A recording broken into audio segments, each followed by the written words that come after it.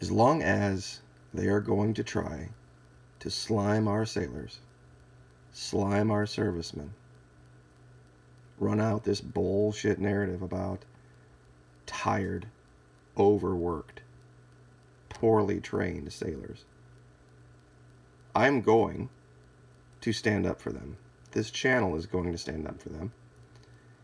And in this video today, we are going to show a new piece of information that will put yet even another nail in the coffin of this story. Now, I'm a big believer in finding truth wherever it is. And whatever the truth ends up being, we're going to report it. That having been said, I don't think it's going to come as any surprise to anyone that I don't really give a rat's ass who is in charge when. We're going to report the facts. One of the things that sent me into the stratosphere about this story when it came out, I wasn't initially the only one talking about it. But everyone else who wanted to look into this, quote unquote, or investigate this, quote unquote, went into it with a narrative. Went into it with an idea that we were going to find some way to slime the last administration. The biggest, most guilty party would be Michael Savage himself. Talk radio guy, for those of you who don't know who he is. And that's where the investigation, began and ended. No one gave a rat's ass about the sailors. No one gave a rat's ass about their reputations, as long as they had their political club. And during my entire investigation into this, I never said one word about this regarding the current administration. We were just going to look at the facts. And at the end of this video, I'm going to show you definitively why the last administration, its decisions, the sequester, Navy ships, had nothing to do with it. Now, there are two issues here, Fitzgerald and McCain. Fitzgerald is one thing, McCain was another. In this article they put out recently, it talks about Admiral O'Coin. It was his press conference that got me investigating this issue with the Fitzgerald. Because one of two things was true. Well, one thing was true, and there were two reasons that could be for it. The information he was putting out was wrong. He didn't even believe what he was saying at the time, was my opinion. And now that's come out that that's true. Either he was in on it and was part of the cover-up, or he was being put out as a sacrificial lamb, the latter being the case now. Because we see these two guys in the back, and I've been around spooks my whole life, and those are spooks. Guarantee it. They were there to make sure he stayed on script. They had the story already cooked up, and they knew what they were going to tell the U.S. people. They were going to throw these sailors under the bus. Now, in this article, sorry that was 3.5 minute lead-in, but it was important to air that out to understand, for you to understand where I'm coming from on this. There's two big acronyms in here. We have FNDFJ, which is basically Pacific Forces Japan. And then there's another one down here. It's a U.S. Fleet Forces Optimized Fleet Response Plan. Basically meaning just Forces Pacific U.S. Okay? So if you can just keep that in mind, we have forces in the Pacific, we have some in Japan, we have some in the U.S. That's what those acronyms mean, FNDFJ, and the other one is OFRP. All right, U.S. warships in the Western Pacific were overtasked and starved for manpower ahead of two failed collisions, blah, blah, blah. We've heard this bullshit story. Even though we know for a fact that the crew of the Fitzgerald had just gotten off liberty not less than a day before, so they were at least rested, and it was reported multiple times that they were fully staffed. Everybody aboard, rested, knew their job, knew what they were doing. Also, we can see this in the response. The idea that they didn't know what they were doing is bullshit. Recently, retired Vice Admiral Joseph Aucoin laid out the case that the problems found in the Navy's Forward Deployed Naval Forces Japan, FNDFJ, that surrounded the collisions of the USS Fitzgerald were systemic across the entire Navy. So now, it's not good enough that they slime just the 7th Fleet. Now they have to slime the 4th Fleet, the 5th Fleet, every fleet in the world. Let's just take the giant slime brush and let's slime everybody. In some quarters, these collisions are viewed as characterized as a local Japan-only problem. There certainly were pressures on the fleet in Japan, but there are also indications of problems elsewhere. While the investigations in the aftermath of the loss of the 17 sailors addressed many of the issues that may have led to the collisions, there were other factors, Aucoin wrote. I suppose you can follow that link. U.S. Naval Institute's proceedings today. Without a full understanding of what happened, we will be limited in our ability to address the root causes and ensure this does not happen again. Yeah, whatever. Sailors under his command were worked hard over years of unplanned tasking from U.S. Pacific Fleet, he wrote, and his command's manning needs were ranked below U.S.-based ships that fell under UFFOFRP, whatever. Basically here what he's saying is this.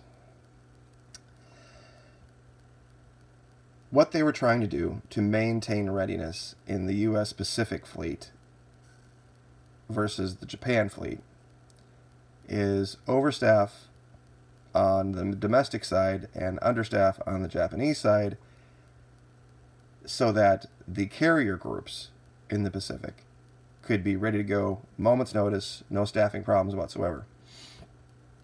While he technically, meaning Admiral Aucoin, had enough people to staff all of his ships, he didn't have...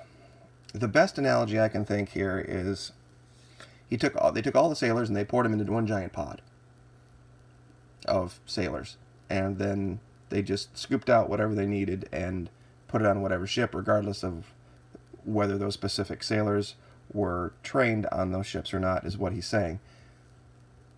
On the domestic side, they're saying that that pot was larger, and they always had overstaffing issues, whereas he had to cross-deck, meaning that people from Tycho class destroyers served on Arleigh Burke class destroyers and vice versa. Allegedly, that was the reason for the problem. The problem with that argument is we don't see any, other than in the issue with the McCain, indication that that was an issue on the Fitzgerald. And that they had just, like I said, just gotten off liberty. And let me see if I can illustrate this. And those of you out there who are military will understand this clearly. You have things in the military that you do every single day. You can do them in your sleep. Navigators on destroyers know how to turn left. They know how to turn right. They know how to speed up, and they know how to slow down. Helmsman maybe would be a better term than navigator. That's what they do every day. Whether they're on a Tycho, whether they're on an Arleigh Burke, they're going to figure that out. Somebody's going to bring them up to speed. Here's how you turn left. Here's how you turn right. Here's how you speed up. Here's how you slow down.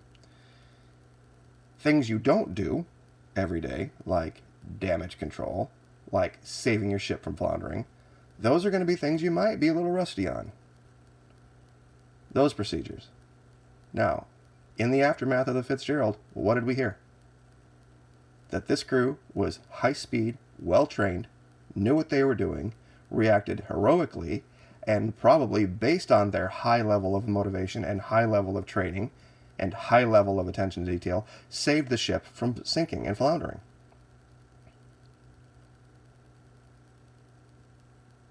So you don't get it both ways. If they were that poorly trained, if they were that tired, if they were that unmotivated, if they were that lacking in the ability to operate their vessel, that vessel would have sunk. Because the thing that they had not been training to do, apparently there's this big training issue where they don't have time to train for anything. They can't even train to turn left, right, slow up, speed up, slow down. But they apparently were completely in command of the ability to stop a ship from sinking, which 99% of sailors will probably never have to encounter in their entire careers. That's what makes this silly. And I've left this on this paragraph for a while so that I hope somebody would read it. Left out key information in understanding the manning, training, and maintenance problems in the 7th Fleet. O'Coin said he was not interviewed as part of the Davidson or SC Secnav investigations after he was removed from command shortly after the McCain collision in August. So let me get this straight. You're saying that you put together the final comprehensive report on what happened with the Fitzgerald and McCain with zero input from the commander of the 7th Fleet. What does that tell me? That tells me that you had the story already cooked up. You had the narrative of what you were going to tell the public about what happened already set. Didn't need any input from him. You had it all set up. It was the sailors' fault. It was poor training. We're going to blame Obama. Because we know that's what the media is going to run with, because that was the popular thing to do for the last 8 years. And they're not going to bother to do any real investigation.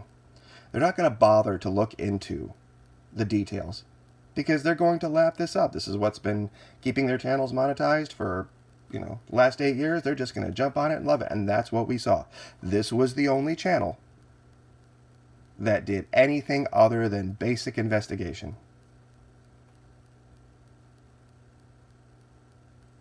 Savage did 2 days on it, and at the end of the second day, I thought, oh, for sure, he's going to actually look into this, and he's going to start using some information, and then he put out this statement, well, that's what you get with the Obama transgender Navy, and then that was the end of it, and then he went on to continue to worship the current administrator.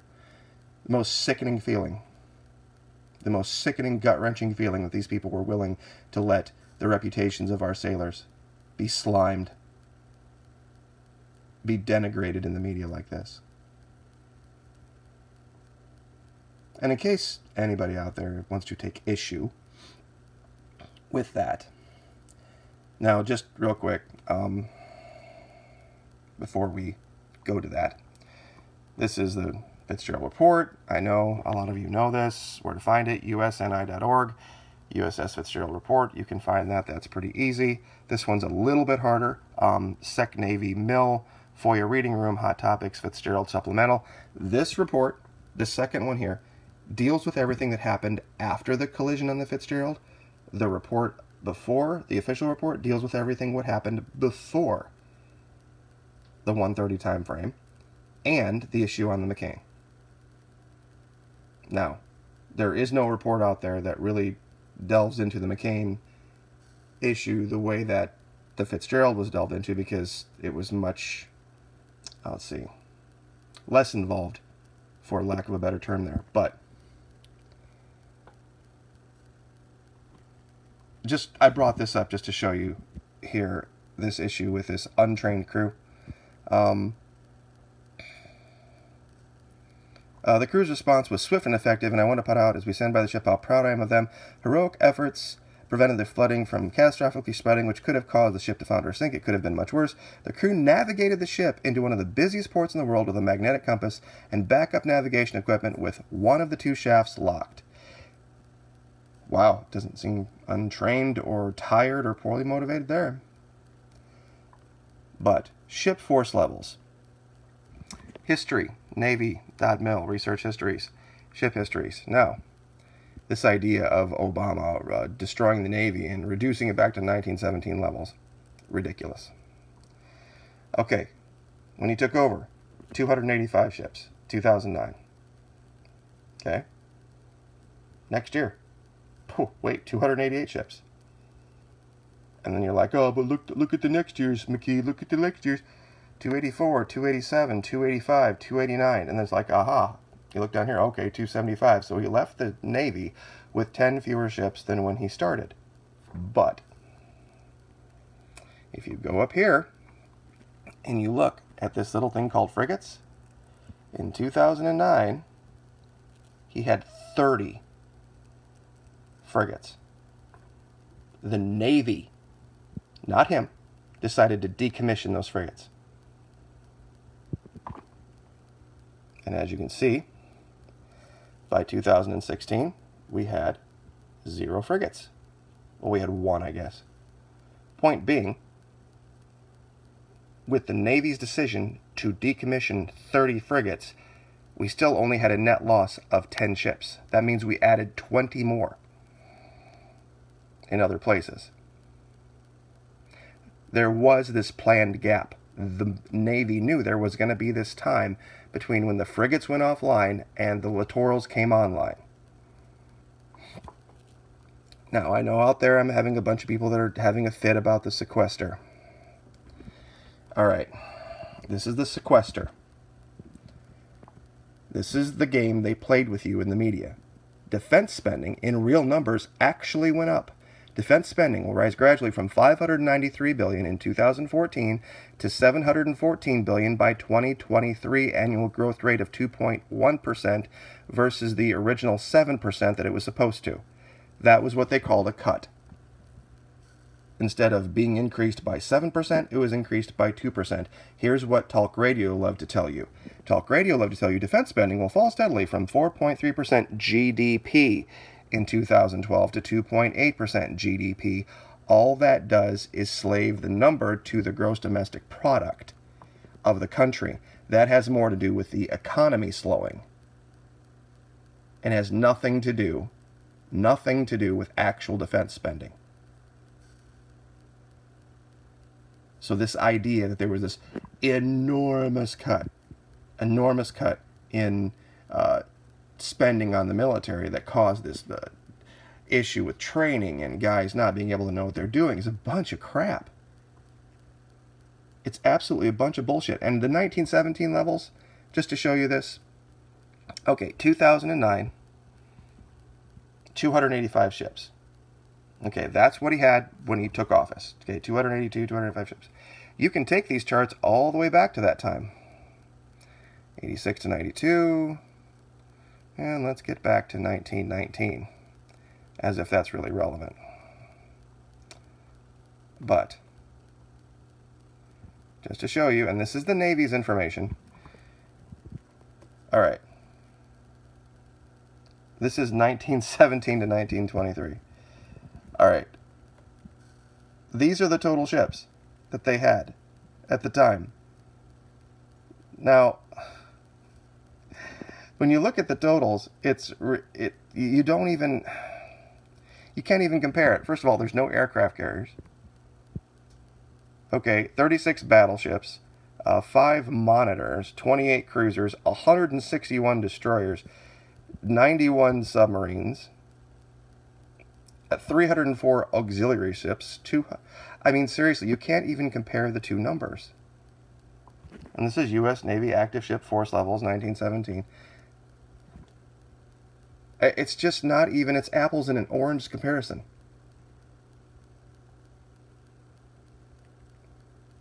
There was no giant cut from 2000 in the amount of ships from 2008 to 2016. It just did not exist.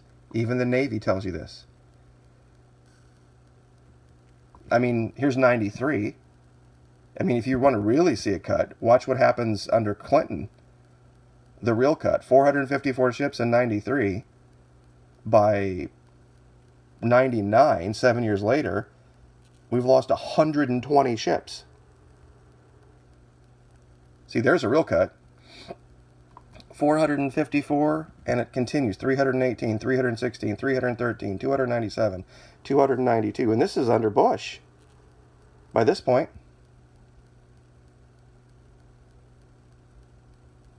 270, and then finally it levels out. So, point being, the media loves to tell you things that agree with their political narratives that really don't have any basis in truth. And you can read about how the Navy didn't even want the frigates back. And that's 2017. So, anyway, truth is what truth is.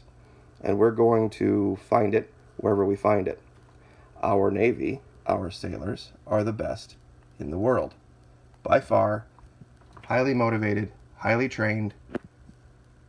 Overworked? Okay. But able to do their job? Absolutely. Like, share, subscribe.